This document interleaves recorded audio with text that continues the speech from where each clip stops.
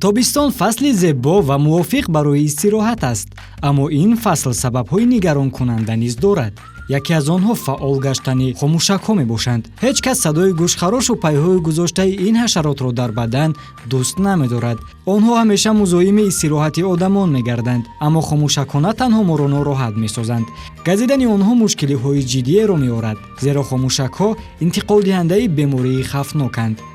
малярия яке аз чунин касалиҳост ва он сабабгори марги чандин нафарон дар тамоми ҷаҳон мегардад. вируси зика ки паёмади табро дорад, дар вақти мубталои ин беморӣ будан дарди буғум ва баландшавии ҳарорат инсонро фаро мегирад. лихорадкаи денге бемории марговари дигаре ки метавонад тариқи газидани хомӯшак ба инсон интиқол ёбад. ин ҳама далелҳои даҳшатноканд, аммо ин маънои онро надорад ки мо бояд худро аз муҳити атроф ва табиати зинда дур нигоҳ дорем. на ҳама ҳуҷуми хомӯшакҳо боиси дарди шадид ва бемориҳои вирусӣ мегардад. барои муҳофизати худ моро мебояд танҳо дар бораи ин ҳашаротҳо маълумот дошта бошем. ба мо танҳо хомӯшакҳои модина ҳуҷум мекунанд. онҳо хуни моро ҳамчун манбаи сафеда истеъмол мекунанд. сафеда барои гузоштани тухмӣ налозим аст. шояд сабаби хушнудӣ набошад, аммо хуни одамон манбаи асосии ғизои онҳо нест.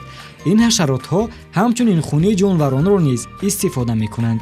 яъне агар ҷинси модинаи хомӯшакҳо хунро намаканд, наметавонанд инкишоф ёбанду насл гузоранд. манбаи ғизои ҷинси нарина бошад, шаҳди гулҳо ба шумор меравад. барои ҳамагон рӯбарӯ шудан бо ҷинси модинаи хомӯшакҳо нороҳаткунанда аст, аммо онҳо танҳо 3 миллиграмм хун истеъмол мекунанд. ин нишондиҳанда барои мо назарногир аст, аммо 2-3 маротиба зиёдтар аз вазни худи хомӯшакҳост. ба ҳисоби миёнаи инсони болиғ аз 4,5 то 5,7 литр хун дорад. яъне агар 1 миллион хомӯшак ба инсон ҳуҷум кунанд, метавонанд тамоми хуни инсонро наканд. аммо чунин ҳолатро мо танҳо дар филмҳо дида метавонем. дар зиндагии воқеӣ рух додани чунин ҳолат ғайриимкон аст. хомӯшакҳо рецепторҳое доранд ки миқдори истеъмолкунии хунро ба табодул меоваранд. яъне онҳоро огоҳ месозанд ки дигар хун истеъмол накунанд. бо макидани миқдори муайяни хун, ҷинси модинаи хомӯшак ба ҷои бехавф барои тухмгузорӣ парвоз мекунад. ин раванд якчанд соат тӯл мекашад. вақте ки тухмҳо гузошта шуданд, ӯ боз ба шикор меравад. ҳангоми ҷустуҷӯи манбаи ғизо гӯё онҳоро чизе идора мекунад. ин ҳашаротҳо сайдро мантиқан интихоб мекунанд. мушоҳида намудааед ки баъзе нафаронро хеле кам хомӯшакҳо мегазанд. олимон сари ин масъала тадқиқоти зиёде бурданд. билохир дар соли 2003 гурӯҳи тадқиқотчиён аз донишгоҳи Калифорния ин розро ошкор карданд. онҳо исбот сохтанд ки дар мӯйлабчаҳои пеши хомӯшакҳо 72 намуд рецепторҳои бӯй мавҷуд аст. 27тои онҳо барои маълум сохтани таркиби химиявии оби бадани инсон кӯмак расонанд. маҳз бо ин роҳ онҳо дарк мекунанд ки кадом одам барои истеъмоли хун мувофиқтар аст. дар пӯсти бадани ҳар инсон тақрибан триллион микроб арзи ҳастӣ дорад. танҳо 10% микробҳои як инсон ба микробҳои дигар нафарон мувофиқ ва ё монанд меафтад. ин бактерияҳо бӯи хоси худро доранд. маҳз онҳо хомӯшакҳоро ҷалб мекунанд. бадани инсони болиғ бошад, бештар арақ ҷудо мекунад. бинобар ин хомӯшакҳо зиёдтар ба калонсолон ҳуҷум мекунанд. ҳамчунин ин ҷонварони хурди пардор аз рӯи ҳаракат ва гармӣ низ пайи сайди худ мешаванд. аз ҳамин сабаб инсони серҳаракат бештар аз хомӯшакҳо озор меёбад.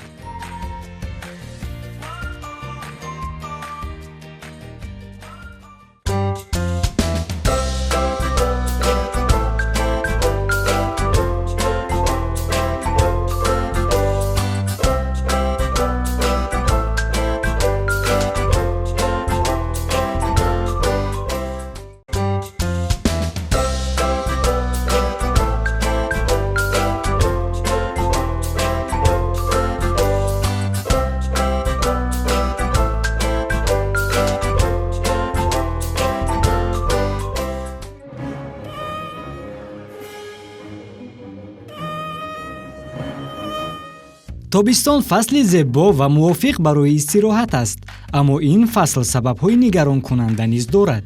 яке аз онҳо фаъол гаштани хомӯшакҳо мебошанд. ҳеҷ кас садои гӯшхарошу пайҳои гузоштаи ин ҳашаротро дар бадан дӯст намедорад.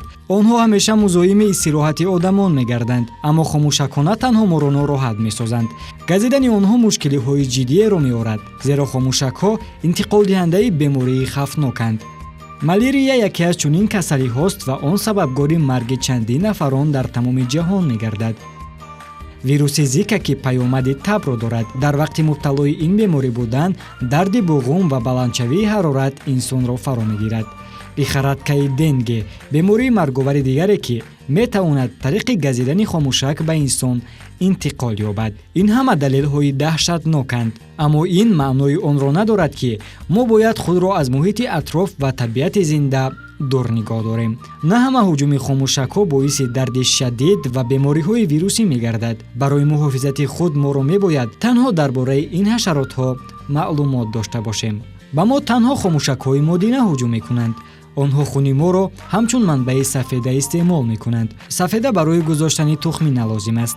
шояд сабаби хушнудӣ набошад, аммо хуни одамон манбаи асосии ғизои онҳо нест. ин ҳашаротҳо ҳамчунин хуни ҷонваронро низ истифода мекунанд.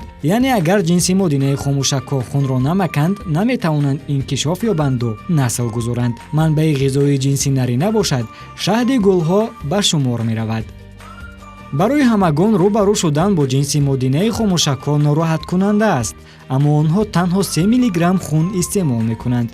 ин нишондиҳанда барои мо назарногир аст, аммо 2-3 маротиба зиёдтар аз вазни худи хомӯшакҳост. ба ҳисоби миёнаи инсони болиғ аз 4,5 то 5,7 литр хун дорад. яъне агар 1 миллион хомӯшак ба инсон ҳуҷум кунанд, метавонанд тамоми хуни инсонро маканд. аммо чунин ҳолатро мо танҳо дар филмҳо дида метавонем. дар зиндагии воқеӣ рух додани чунин ҳолат ғайриимкон аст. хомӯшакҳо рецепторҳое доранд ки миқдори истеъмолкунии хунро ба табодул меоваранд, яъне онҳоро огоҳ месозанд ки дигар хун истеъмол накунанд.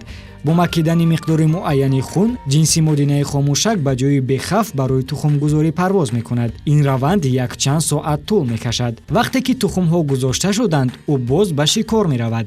ҳангоми ҷустуҷӯи манбаи ғизо гӯё онҳоро чизе идора мекунад. ин ҳашаротҳо сайдро мантиқан интихоб мекунанд. мушоҳида намудаед ки баъзе нафаронро хеле кам хомӯшакҳо мегазанд. олимон сари ин масъала тадқиқоти зиёде бурданд. билохир дар соли 2003 гурӯҳи тадқиқотчиён аз донишгоҳи Калифорния ин розро ошкор карданд. онҳо исбот сохтанд ки дар мӯйлабчаҳои пеши хомӯшакҳо 72 намуд рецепторҳои бӯй мавҷуд аст. 27тои онҳо барои маълум сохтани таркиби химиявии оби бадани инсон кӯмак расонанд. маҳз бо ин роҳ онҳо дарк мекунанд ки кадом одам барои истеъмоли хун мувофиқтар аст. дар пӯсти бадани ҳар инсон тақрибан триллион микроб арзи ҳастӣ дорад. танҳо 10% микробҳои як инсон ба микробҳои дигар нафарон мувофиқ ва ё монанд меафтад. ин бактерияҳо бӯи хоси худро доранд. маҳз онҳо хомӯшакҳоро ҷалб мекунанд. бадани инсони болиғ бошад, бештар арақ ҷудо мекунад. бинобар ин хомӯшакҳо зиёдтар ба калонсолон ҳуҷум мекунанд. ҳамчунин ин ҷонварони хурди пардор аз рӯи ҳаракат ва гармӣ низ пайи сайди худ мешаванд. аз ҳамин сабаб инсони серҳаракат бештар аз хомӯшакҳо озор меёбад.